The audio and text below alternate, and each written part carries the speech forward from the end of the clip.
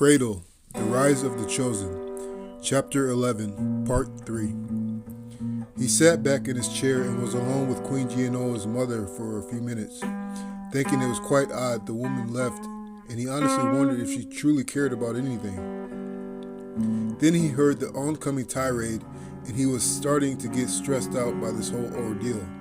"Juni, huminal man. I'm gonna talk to this punk," Bull said on his way to the outside dining area from the palace porch. "Nino new tool, vintil, Bull, jinti tuli. You're not doing this, Bull. Just stop," Gianoa yelled at her brother, trying to take his arm to stop him from walking up to Takuma, but he just snatched his arm away. Takuma sat pleasantly in his chair and waited. "Guluki, Venturi, listen, bitch. Eolitili, Umimal, Hojiti, Nini, Wonti, Utiol, Ki. I challenge you to a sword fight, staff fight, or bare knuckle boxing," Bull offered. Takuma stood up and faced Bull and smirked for a moment. "Aji Ruki, Yondi, Hijit, Giojo? If I beat you in boxing, you'll let me marry Gianoa?" Takuma asked. Bull offered his hand and they shook. The palace staff had gathered at the sand square where the residents usually played volleyball. The net was gone now, naturally, and Bull and Takuma stood facing each other. Queen Gianoa was incredibly stressed out and could hardly look at the men in the sand square. Takuma knew this would be tough on his fiancée, but he knew it was necessary. He just wanted all obstacles gone. He loved her with all his heart, and he truly believed this fight would be the least he could do in her honor.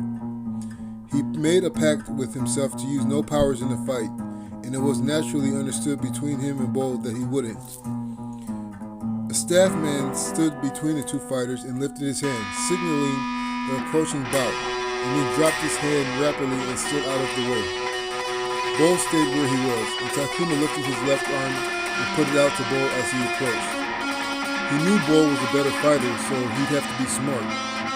He got closer to her brother, still with his left hand out and his right by his cheek. Bull slapped Takuma's left hand away and caught him with a hard right hook. Takuma could instantly feel the bruise forming on his jaw and staggered back a bit, seeing stars. He approached again with his left hand out and then faked the right hand jab, and Bull fainted away, and Takuma stepped in and Bull slammed Takuma with an uppercut. Takuma felt he could have chipped a tooth or two and staggered back again. "Wuti!" Gianoa cried in tears. Takuma blew her a bloody kiss and then looked back at Bull. Again, he approached with his left hand out, confidently, and got just in Bull's range. Bull smirked slyly, and that made Takuma confident. Takuma lingered on the edge of Bull's range, right in the perfect zone for Bull. Bull faked the left, and Takuma played along, and then Bull stopped and then came back in with a powerful-looking haymaker. And Takuma noted Gianoa's cry again, but Takuma faded back and then came in with his own calculated haymaker and landed it right on Bull's chin, knocking Gianoa's brother out instantly. The crowd fell silent, and Takuma shook his head.